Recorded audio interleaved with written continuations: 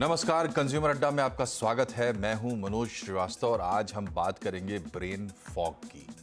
Brain fog का नाम आपने ज़रूर सुना होगा, खासकर कोविड के बाद जब लॉन्ग कोविड की स्टडीज़ होनी शुरू हुई तो उसमें ब्रेन फॉग की चर्चा बार बार आती है। तो सवाल उठता है कि ब्रेन फॉग क्या होता है, क्या हम में से कुछ लोग इसके शिकार हैं, हमें पता नहीं है। इन तमाम पहलुओं को हम खंगालेंगे, लेकिन पहले समझते हैं जो एक बेसिक की ब्रेन फॉग क्या है। विद्वान कहते हैं कि ये कोई बीमारी नहीं है, ब्रेन फॉग कोई मेडिकल कंडीशन नहीं है, बल्कि ये जैसे आपने देखा होगा सर्दियों में कोहरा हो जाता है, सामने आपको कुछ दिखाई नहीं देता, तो एक सिमिली के तौर पर इसे बताया गया है कि ब्रेन में भी जैसे कि आपको जो नॉर्मल फंक्शंस हैं ब्रेन के वो स्लो डाउन हो जाते हैं, उनके बीच में कुछ मिसकम्युनिकेशन हो जाता है। इसकी वजह से आपको कई तरह की दिक्कतें होती हैं, कॉग्निटिव फंक्शंस में दिक्कतें होती हैं। मतलब अपने होशो हवास में जो आप काम करते हैं, जो आपने सीखा है बचपन से, जो आप जानते हैं, उन चीज़ों को करने में आपको, जैसे कि थॉट को लेकर, मेमोरी को लेकर, लर्निंग को लेकर और भी तमाम चीज़ें, उसमें आपको दिक्कतें होने लगती हैं। यानी दिमाग के इस्तेमाल में आपको दिक्कत होती है, रुकावट होती है। इसको कहते हैं ब्रेन फॉग। और दिमाग में थकावट हावी होने जैसा ये एक बात है। लेकिन इसको ब्रेन फॉग कब माने, कैसे माने, क्योंकि ये लक्षण तो ऐसा लगता है कि जैसे हम सभी लोग थोड़ा बहुत तो महसूस करते ही हैं। तो इसी पर आज हम बात करेंगे। आप परिचय कराते हैं आपका अपने मेहमानों से। फोर्टिस मेमोरियल रिसर्च इंस्टीट्यूट के principal director neurology doctor Praveen Gupta हमारे साथ हैं, न्यूट्रिशनल कोच आरुषि चावला हमारे साथ हैं और senior psychologist doctor Shanky Kumar हमारे साथ हैं। आप तीनों का बहुत बहुत स्वागत है। डॉक्टर गुप्ता, पहला सवाल आपसे, आप कैसे डिफाइन करेंगे ब्रेन फॉग को?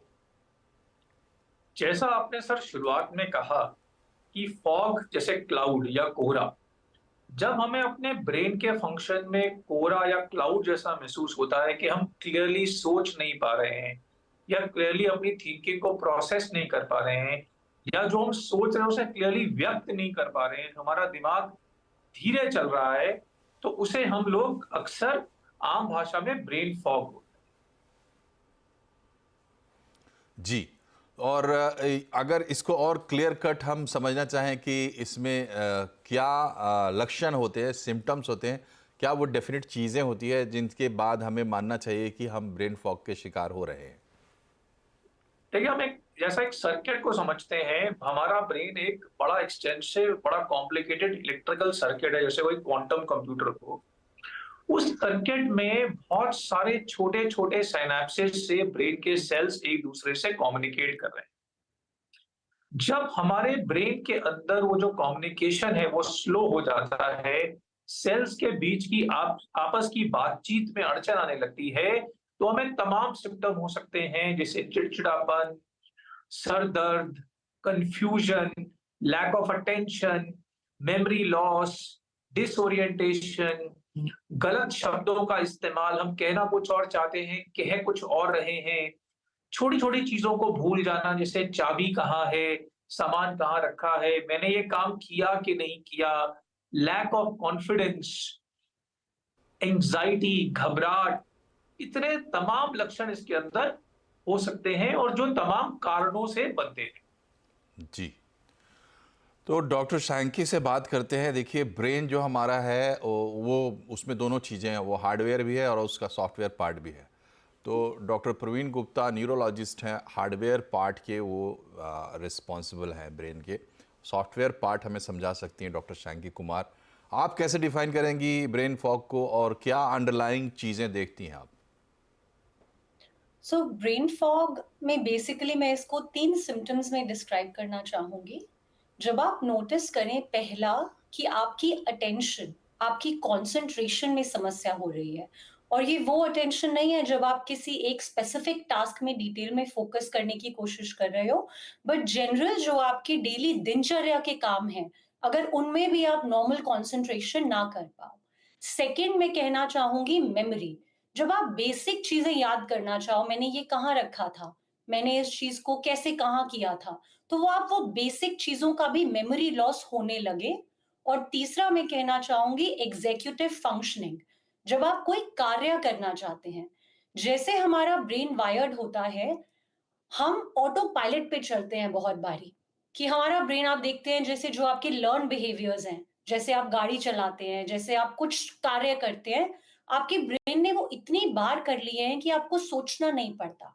बट जब वो ऑटो पायलट वाले कार्यों में आपको लगे कि ये मुझसे हो नहीं पा रहा है, क्यों नहीं हो पा रहा है, ये तीनों सिम्टम्स मिलाकर एक मेंटल आइडेंटिफिकेशन से मैं ब्रेन फॉग को डिस्क्राइब करना चाहूंगी। जी। और इसके कारण क्या हो सकते हैं? अंडरलाइंग कंडीशंस कुछ हो सकती हैं? इसके काफ़ी सारे कारण हैं अगर आप डिटेल में जाएँ। एक जो आपके स्ट्रेस लेवल्स हैं, वो बहुत इम्पोर्टेंट होते हैं आपकी ब्रेन की हेल्थ के लिए।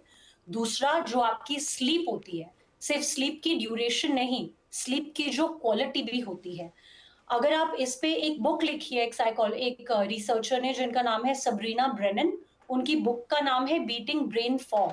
उसमें वो कहती हैं कि जो स्लीप डेट होता है, आप स्लीप को एक डेट की तरह देखिए। जितना आप इसको ज्यादा मतलब कम से कम करते जाएंगे, उतना आपके मानसिक स्वास्थ्य पे, आपकी ब्रेन फॉग पे, इन सारी चीजों पे बहुत स्ट्रॉन्ग इम्पैक्ट करेगा। और न्यूट्रिशन भी एक बहुत बड़ा कारण है जिन फैक्टर्स से ब्रेन फॉग हो सकता है।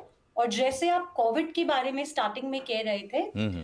तो यूनिवर्सिटी ऑफ कैम्ब्रिज ने एक स्टडी की थी जिसमें वो कहते हैं कि 76% लोग जिनको लंबे टाइम के लिए कोविड के सिम्टम्स हुए, उन लोगों को ब्रेन फॉग होने की प्रिवलेंस काफी ज्यादा है। जी। तो ये ब्रेन की बात है, दिमाग की बात है, और थोड़ा और इसको डिटेल में समझेंगे ताकि लोगों को कॉन्सेप्ट बेहतरीन तरीके से क्लियर हो जाए। लेकिन जो बात डॉक्टर शैंकी ने कही कि न्यूट्रिशन का भी एक बड़ा रोल है इसमें, ये समझते हैं आरुषि से हम। बताएं आरुषि। हाँ जी। तो जैसे ब्रेन फॉग हम सब ने समझा कि चीज़ें समझ ना आना, अपना टास्क कंप्लीट ना कर पाना, दिनचर्या के काम ना कर पाना, अपना काम अधूरा छोड़ देना, भूल जाना क्या काम है। अब ये सब चीज़ें तो हो रही हैं, लेकिन इसको अब हम डेली लाइफ में अपने रूटीन में कैसे इसको ठीक करें, मतलब खाने के माध्यम से, वर्कआउट के माध्यम से, या किसी और चीज़ के माध्यम से। अगर मैं अब खाने की बात करती हूँ, खाने के अंदर बहुत ज़्यादा ज़रूरी है कि आप हेल्दी फैट्स खाएं। हेल्दी फैट्स मतलब हो गया ऑलिव ऑयल, या आप एनिमल प्रोटीन खाते हैं वो खाएं, या फिर फ्रूट्स खाएं, या ड्राई फ्रूट्स खाएं, नट्स एंड सीड्स खाएं। फैट्स का बहुत बड़ा इम्पोर्टेंट है हार्मोन का रेगुलेशन में। हार्मोन से हमारा जो भी है अपना ये फंक्शन, स्पेशली ब्रेन फॉग का बहुत बेटर होता है, क्योंकि ब्रेन फॉग होने के जैसे हमें डॉक्टर्स ने बताया है ऑलरेडी कि ब्रेन फॉग होने के रीज़न ही हार्मोन अगर आपके बैलेंस नहीं है उसकी वजह से होता है, स्ट्रेस की वजह से होता है। तो हार्मोन का रेगुलेशन बेटर करने के लिए फ़ैट्स बहुत काम आते हैं। दूसरी चीज़ होती है हाइड्रेशन, पानी। अब हमारी शरीर 70% पानी का बना है। अब अगर इसमें पानी की कमी होगी तो हमको ब्रेन फॉग होने के चांसेस बहुत ज़्यादा हैं।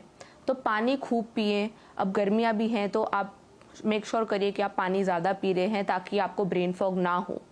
तीसरी चीज़ होती है एंटीऑक्सीडेंट्स। अब एंटीऑक्सीडेंट्स को अगर मैं बहुत ही सरल भाषा में समझाऊं तो ये वो चीज़ें जो हमको इम्यूनिटी देते हैं, हमको अगर कोई बीमारी होती है उसको फाइट करने की हमारी बॉडी को क्षमता देते हैं। अब एंटीऑक्सीडेंट आपको मिलेंगे जितने भी खाना होगा जिसमें आयरन ज़्यादा होगा, जैसे हरी सब्जियां हो गई, वो खाना हो गया जिसमें विटामिन सी ज़्यादा हो गया, जैसे कि जो सब्जियां आपको या फ्रूट आपको येलो कलर के या ऑरेंज कलर के या रेड कलर के दिखते हैं, या फिर डार्क चॉकलेट मतलब कोकोआ हो गया, या फिर बेरीज हो गई। मतलब अगर आप जितना रेनबो बना के रोज़ खाएंगे अपना एक प्लेट, उतना आपको ज़्यादा बॉडी अंदर से एनर्जाइज करेगी, आपका विटामिन एंड मिनरल्स का बैलेंस बेटर करेगी, और उतना ही आपको ब्रेन फॉग से लड़ने की ताकत देगी। और जैसे कि अभी शांकी डॉक्टर ने बताया कि नींद मतलब स्लीप का कितना बड़ा इम्पोर्टेंस है कि हम सोने से पहले फ़ोन पर लगते हैं। अब स्क्रीन टाइम, वो जो रेज़ हमारी आंखों में जाती हैं वो हमारी नींद ख़राब करती हैं। नींद ख़राब होती है तो हमको ब्रेन फॉग होने के चांसेस होते हैं। तो आप ये सब ट्राई करिए कि आप नींद अच्छी लें, 7 से 8 घंटे की नींद लें। सोने से 1 घंटा पहले आप कोई स्क्रीन ना देखें। और क्वालिटी और ऑफ स्लीप की जैसे बात हुई कि आप सो रहे हैं तो यह आपको एहसास होना चाहिए कि आप अच्छे से सो रहे हैं। अगर सुबह आप फ्रेश नहीं हैं, आपको एकदम उठ के ऐसा नहीं लग रहा कि ठीक है आप अपने दिन के काम शुरू कर सकते हैं, आप चाहते हैं कि आप बेड पे लेटे रहें और उठे ना, तो ये एक बहुत बड़ा रीज़न होता है कि शायद आपको ब्रेन फॉग होगा। अब ये कुछ सोल्यूशन हो गए हमारे खाने से रिलेटेड, पर एक्सरसाइज का क्या महत्व है हमारे ब्रेन फॉग को ठीक करने में? अब जो एरोबिक एक्सरसाइजेस होती हैं, मतलब वो एक्सरसाइजेस जो चलिए एक्सरसाइज हमारे पे आते ब्रेन हैं। में ऑक्सीजन की एक बार मात्रा फिर से बढ़ाती आपके हैं। पास आएंगे आरुषि, तो एक्सरसाइज पे आएंगे, फिर आप अपने सजेशंस भी बताइएगा। बिल्कुल, ठीक एक बार डॉक्टर गुप्ता के पास चलते हैं। डॉक्टर गुप्ता, ये कितना फ्रीक्वेंट है और ये कितना इस मतलब कितना टिकता है, लास्ट कितना करता है, कितना कर सकता है? क्या ये सेल्फ लिमिटिंग होता है या अगर ये लंबा चले तो वर्सनिंग भी होता है? देखिए, हमने जैसे समझा कि ब्रेन फॉग के सिम्टम्स कई तरह के हैं और इसके कारण कई तरह के हैं। कुछ न्यूट्रिशनल हैं, कुछ इन्फेक्शनल हैं, कुछ हार्मोनल हैं, कुछ स्ट्रेस इंड्यूस्ड हैं। तो डिपेंडिंग अपॉन किस कारण से किसी व्यक्ति को ब्रेन फॉग हो रही है, वो किस सिचुएशन में उत्पन्न हुई है, ये ब्रेन फॉग वेरिएबल पीरियड तक चल सकती है। फॉर एग्जाम्पल, किसी को एक एक्यूट स्ट्रेस हुआ, तो वो स्ट्रेस ठीक होने से शायद उसका ब्रेन फॉग जो ओवर थिंकिंग से जनरेट हुआ है, जिसमें उसके ब्रेन की जो शक्ति है वो ओवर थिंकिंग में खर्च हो रही है, जब ओवर थिंकिंग बंद हो जाएगी तो छूट जाएगी, तो वो जल्दी ठीक हो सकती है। पर मान लीजिए किसी को माइग्रेन है जो सालों साल चल रहा है, तो उसकी ब्रेन फॉग सालों साल चल सकती है। या अगर किसी को कोई न्यूट्रिशनल डेफिशिएंसी है, जैसे विटामिन B12 डेफिशिएंसी, तो जब तक हम उस डेफिशिएंसी को ठीक नहीं करेंगे, या कोई हार्मोनल इम्बैलेंस नहीं बैलेंस है तो हम उस बैलेंस को नहीं लाएंगे, तो ब्रेन फॉग लंबे समय तक चल सकती है। अगर ब्रेन फॉग किसी ऑर्गेनिक डिजीज की वजह से हो रही है, जैसे ब्रेन में small vessel disease, autoimmune disease, तो जब तक हम उस चीज को एड्रेस नहीं करेंगे, उस बीमारी पे काबू नहीं पाएंगे, brain fog can keep on going ahead. और बूढ़े लोगों में खासकर, या क्रॉनिकली डिप्रेस्ड लोगों में खासकर, या जिनको हाइपरटेंशन, डायबिटीज है, क्रॉनिक इलनेस है, ऐसे लोगों में ब्रेन फॉग बढ़ते बढ़ते आगे जाके डिमेंशिया, भूलने की बीमारी, इसका भी रुख ले सकती है और ट्रांजिएंट होने की जगह लॉन्ग टर्म डिजीज में भी कन्वर्ट हो सकती है। जी। डॉक्टर सैंकी, आपसे मेरा एक सवाल ये है कि अगर किसी को ये ऐसा महसूस होता है, ऑब्वियसली अगर कोई अंडरलाइंग डिजीज़ है तो वो किसी फिजिशियन के पास जाएंगे या स्पेशलिस्ट के पास जाएंगे, वहाँ ये चीज़ें लोकेट हो जाती हैं। मगर आम तौर पर अगर कभी किसी को ऐसा महसूस हो तो रिलीफ के लिए क्या करना चाहिए? इसमें सबसे इम्पोर्टेंट चीज समझनी है कि ये एक अम्ब्रेला टर्म है जिसे हम ब्रेन फॉग कह रहे हैं। ये मेंटल अंडर स्टिमुलेशन से भी हो सकती है, ओवर स्टिमुलेशन से भी हो सकती है, और कहीं ना कहीं जो आपके ब्रेन में ब्लड फ्लो होता है उसके चेंज के कारण ये ज्यादातर होती है। तो आप ऐसी कौन सी एक्टिविटी कर सकते हैं जिससे कि आपके ब्रेन में ब्लड फ्लो बेटर हो सकता है? पहला हो गया आपकी फिजिकल एक्टिविटी। आप जब एक्सरसाइज करते हैं या आप जब कोई भी ऐसी चीज करते हैं जिससे आप शारीरिक तौर से आपकी ब्लड फ्लो बेटर होती है, तो वो आपको इमीडिएटली माइंड में एक क्लैरिटी देगा। सेकेंडली, अपने माइंड को थोड़ा काम स्थिर करने के लिए अगर आप थोड़ी देर के लिए ध्यान लगाते हैं, या जिसे आजकल माइंडफुलनेस कहते हैं मॉडर्न तौर में, अगर आप वो करते हैं चाहे 10 मिनट के लिए, 15 मिनट के लिए, तो आपकी ब्रेन को रिलैक्सेशन मिलेगी। बट इसमें एक बेसिक चीज समझने की जरूरत यह है कि जो हमारा नर्वस सिस्टम होता है, अगर हम उसे या तो सुपर एक्टिव रखते हैं, नर्वस सिस्टम फाइट या फ्लाइट मोड में होता है। ओके। जब हमें एंजाइटी या डिप्रेशन होता है तो वो बहुत ज्यादा चलता है, तो उसको थोड़ा स्थिर करने की जरूरत है। जी। तो यहाँ पर चूंकि आपने चर्चा की, एक्सरसाइज की, ये एक रिलीव करने का काम करता है और लंबे समय में भी हील करने में भी काम करता है। तो यहीं पे हम आरुषि से पूछ लेते हैं कि एक्सरसाइज के बारे में उनका क्या टेक है। आरुषि। हाँ जी, तो एक्सरसाइज के मामले में मैं ये बोलना चाहूँगी कि एक्सरसाइज के लिए बहुत इम्पॉर्टेंट है ये जानना कि वो एक्सरसाइजेज जो हमारे ब्रेन को ऑक्सीजन दे। तो जैसे अगर आप बात कर रहे हैं एरोबिक एक्सरसाइजेज की जो कार्डियो से रिलेटेड होती हैं, जैसे चलना, भागना, जॉगिंग करना, रनिंग करना, ये हमारे ब्रेन को ऑक्सीजन प्रोवाइड करता है। तो ऐसी एक्सरसाइजेज हेल्प करेंगी ब्रेन फॉग को ठीक करने में। उसके बाद दूसरी एक्सरसाइजेस होगी जो हमारी बॉडी वेट को, हमारे शरीर की मसल्स को एज इट इज़ यूज़ करके, ताकि हम एक एक्सरसाइज के टर्म में हम एक टर्म यूज़ करते हैं माइंड और मसल कनेक्शन। वो हम इसलिए यूज़ करते हैं कि हमसे मसल को जब काम पे लगा रहे हैं तो उसके साथ दिमाग का भी यूज़ होता है। तो जब दिमाग का यूज़ होगा तो अपने आप दिमाग का फंक्शन बेटर होगा और ब्रेन फॉग हटेगा।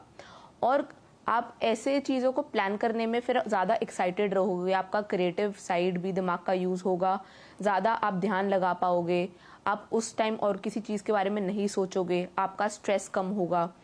और योगा और मेडिटेशन की जब बात हुई कि ध्यान लगाना, ऐसी चीज़ें आपके दिमाग को शांत करती हैं। तो योगा भी एक अच्छा ऑप्शन है कि आप अगर ब्रेन फॉग अपना ठीक करना चाहते हैं तो योगा जैसी चीज़ को आप इंक्लूड करें हफ्ते में 1-2 आधी बार। तो ये सब एक्सरसाइज के माध्यम से आप ब्रेन फॉग को ठीक कर सकते हैं। ठीक है, तो ये ब्रेन फॉग पर एक इंट्रोडक्टरी टाइप का आप कह सकते हैं, ब्रेन फॉग से आपका परिचय कराते हुए हमने एक सेशन किया। यहाँ एक छोटे से ब्रेक के लिए हम रुक रहे हैं। ब्रेक के बाद जब हम वापस आएंगे तो कुछ जनरल सजेशंस लेंगे अपने एक्सपर्ट्स से। एक छोटे से ब्रेक के बाद बने रहिए हमारे साथ।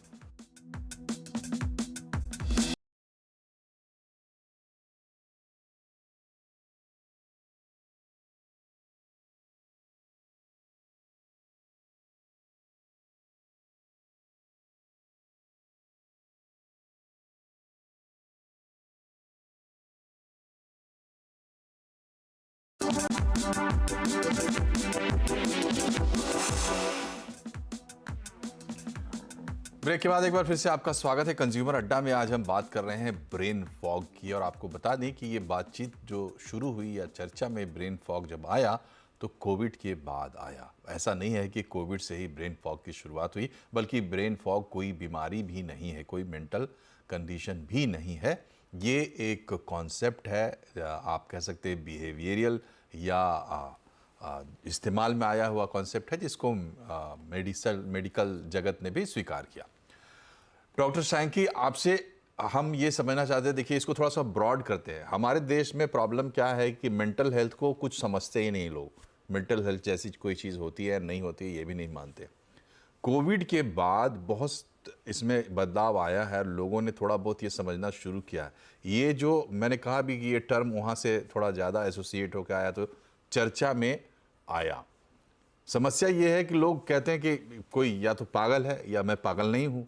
मतलब तो ये एटीट्यूड कैसे बदलेगा लोगों को? ब्रेन फॉग जैसी चीज़ों को लोग कैसे समझें? आपकी क्या सलाह होगी? आपने बिल्कुल एक बहुत ही इम्पोर्टेंट पॉइंट बताया कि आज भी हमारे देश में अगर किसी को कोई फिजिकल चोट लग जाती है तो उनको होता है इमीडिएटली डॉक्टर के पास चलते हैं, बट मानसिक तौर से अगर उनको कोई भी समस्या होती है तो वो कहते हैं अरे कुछ नहीं होता, तुम ठीक हो जाओगे, उसको ब्रश कर देते हैं कारपेट के अंडर। बट उनको ये नहीं समझ आता। मैं आपको एग्जांपल देना चाहूंगी एक लैपटॉप का। चलिए, लैपटॉप का हार्डवेयर ठीक है, बाहर से बहुत अच्छा लग रहा है, बट अगर उसके अंदर सॉफ्टवेयर में कोई वायरस घुस जाए, तो वो पूरी बॉडी बाहर से ठीक होते हुए भी किसी काम की नहीं है। वो काम ही नहीं करेगा। उसमें बहुत प्रॉब्लम्स आने लग जाएँगी। सेम तरीके से अगर लोग ये समझें कि अगर मेरे माइंड का सॉफ्टवेयर ठीक नहीं है, तो फिज़िकली हेल्दी होते हुए भी किसी काम का जीवन नहीं है। और बहुत सारी बार हम देखते हैं कि अगर लोगों को मेंटल हेल्थ इश्यूज होते हैं, तो धीरे-धीरे वो फिजिकल फॉर्म में भी आने लग जाते हैं।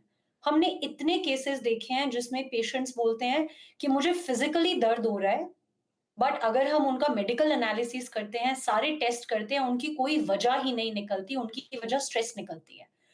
तो मैं पहला पॉइंट जो कहना चाहूंगी कि लोगों को अपने मानसिक स्थिति को प्रायोरिटाइज करने की एक बहुत ज्यादा आवश्यकता है। इस चीज में आप चाहे घर परिवार में लोग देखें, अगर आपस में घर परिवार के लोग बैठे हैं, जिस तरीके से टीवी देखते हैं या इधर उधर की चर्चा करते हैं, अगर वो 15 से 20 मिनट एक दूसरे के साथ बैठकर ये समझे कि हम कैसा महसूस कर रहे हैं, क्या आप ठीक महसूस कर रहे हो, आपको कोई समस्या तो नहीं है। अगर घर के बड़े इन चीजों पर थोड़ा प्रकाश डालें, इन चीजों को थोड़ा डिस्कस करें बच्चों के साथ, फैमिली के साथ, तो कहीं ना कहीं हम ये अवेयरनेस जगा सकते हैं और इस चीज की इम्पोर्टेंस को सबको एक नॉर्मल सामूहिक तौर से समझा सकते हैं। डॉक्टर गुप्ता, आपसे मेरा सवाल ये है कि चाहे मेंटल फॉग हो या ब्रेन फॉग हो या इस तरीके की दूसरे जो चीज़ें हैं, हल्की भारी, हल्की को ही हम लेते हैं एग्जाम्पल के लिए, लोग ये भी डरते हैं कि भाई अगर ऐसी कोई प्रॉब्लम होती है तो सीधा साइकेट्रिस्ट के पास जाना है और फिर साइकेट्रिस्ट दवाइयाँ देंगे और वो दवाइयाँ जो हैं उनके आप गुलाम हो जाएंगे। इस तरीके की सोच लोगों में है। तो स्टेप्स क्या होने चाहिए लोगों के, सही स्टेप्स, अगर कोई मेंटल प्रॉब्लम होती है मेंटल हेल्थ से रिलेटेड, या फिर एग्जाम्पल के लिए अगर हम ब्रेन फॉग को ही ले लें? देखिए सर, हमने जैसे समझा कि ब्रेन एक कंप्यूटर है जिसका अपना हार्डवेयर और सॉफ्टवेयर है और जिसमें मल्टीपल प्रोसेसेस साथ में चलते हैं। और हमने जितने सारे कारणों की बात की ब्रेन फॉग के लिए, इसमें से अधिकतर कारणों को दवाई की जरूरत ही नहीं है। अगर कोई बहुत ज्यादा सोच रहा है या ओवर थिंकिंग कर रहा है या वो मल्टीटास्किंग कर रहा है और उसका दिमाग ओवर ऑक्यूपाइड है, तो वो चीजों पे अटेंशन नहीं दे पा रहा है। क्योंकि वो चीजों पे अटेंशन नहीं दे रहा है तो उसका दिमाग उसे रजिस्टर नहीं कर रहा है, उसे स्टोर नहीं कर रहा है, इसलिए वो एक्टिविटीज को रिप्रोड्यूस नहीं कर सकता है। इसका ये मतलब है कि ब्रेन फॉग या ब्रेन की डिजीज में सबसे पहले हमें ये समझना जरूरी है कि ये डिजीज उत्पन्न क्यों हो रही है, कंडीशन उत्पन्न क्यों हो रही है। जब हम ये समझ लेते हैं तो बहुत सारी परेशानियों को हम बिना दवाई के ही ठीक कर सकते हैं। हम ये मानते हैं कि ब्रेन फॉग के मोस्टली कारण जो attention, over use of mind, over work, multitasking से कहीं ना कहीं लिंक्ड है, या स्ट्रेस या एंजाइटी से लिंक्ड है, या जीवन शैली ठीक ना होने से लिंक्ड है, या न्यूट्रिशन से लिंक्ड है, उनको हम बिना दवाइयों के मरीज की बात समझ के, उसकी जीवन शैली को समझ के, उसके कारणों का विश्लेषण करके बिना दवाइयों के ठीक कर सकते हैं। दूसरा, दिमाग का काम उसके ब्रेन ट्रांसमीटर से चलता है और जो दिमागी बीमारी होती है सो कॉल्ड, वो एक बेसिकली ट्रांसमीटर इम्बैलेंस है। तो अगर हमें कभी दवा खानी भी पड़े तो वो बैलेंस को ठीक करके दवा को हटाया जा सकता है। सेडेटिव या ट्रैंक्विलाइजर दवा की जरूरत नहीं है। जी जी। हमें बेसिकली ब्रेन रूपी कंप्यूटर का बैलेंस रिस्टोर करना है, जो लाइफस्टाइल से, जीवन शैली से, न्यूट्रिशन से, समझने से ठीक हो सकता है, एक्सरसाइज से ठीक हो सकता है। इसलिए दवा से डरे नहीं, दवा के नाम से घबराएं नहीं, और आपका डॉक्टर या विशेषज्ञ आपकी मदद करेगा अपने आप को सेल्फ। जी जी जी। तो कार्यक्रम का समय भी समाप्त हो गया और डॉक्टर साहब जो बता रहे थे बात, बहुत ही इम्पोर्टेंट बात, उसको ज़रूर ध्यान में रखिए, क्योंकि पहला कदम यही है कि आप समस्या को स्वीकार करें, समझें और स्वीकार करें, और तब उसके समाधान की तरफ आप बढ़ सकते हैं। और बेहिचक बढ़िए, जो प्रोफेशनल्स हैं वो आपको मिसगाइड नहीं करेंगे। डरने की बिल्कुल भी ज़रूरत नहीं, चाहे ब्रेन फॉग हो या इस तरह की कोई दूसरी भी प्रॉब्लम्स। आप तीनों मेहमानों का बहुत बहुत शुक्रिया हमसे जुड़ने के लिए। कार्यक्रम में फ़िलहाल इतना ही। नमस्कार।